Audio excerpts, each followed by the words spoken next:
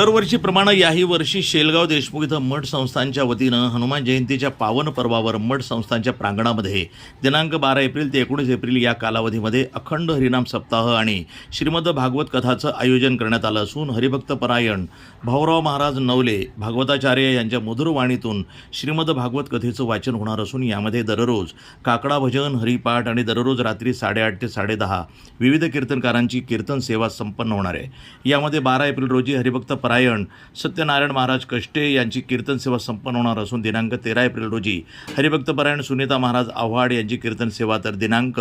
14 April रोजी बालकीर्तनकार कृष्णा महाराज कष्टे, तर 15 April रोजी हरिभक्त परायण तुकाराम महाराज जायभाय यांचं कीर्तन सेवा संपन्न होणार असून दिनांक 16 एप्रिल रोजी विष्णू महाराज गोळे यांची कीर्तन सेवा, तर 17 एप्रिल रोजी ज्ञानेश्वरी ताई काळबांडे यांचं कीर्तन सेवा संपन्न होणार असून 18 एप्रिल रोजी अरुण महाराज गोरे यांचं कीर्तन सेवा संपन्न होणार आहे। 18 एप्रिल रोजी सायंकाळी 5 ते 7 या कालावधीमध्ये टाळ मृदुंगाच्या निनादामध्ये गावातून शोभायात्रा काढण्यात येणार असून दिनांक 16 एप्रिल रोजी श्याम महाराज गरड यांचे सकाळी काल्याचं कीर्तन संपन्न होणार असून काल्याच्या कीर्तनानंतर महाप्रसादाचं वितरण करण्यात येणार असून सदर कार्यक्रमाचे आयोजन मठ संस्थांच्या वतीनं केलं असून कार्यक्रम यशस्वीतेकरता संस्थांचे पदाधिकारी आणि गावकरी हे परिश्रम घेत आहेत।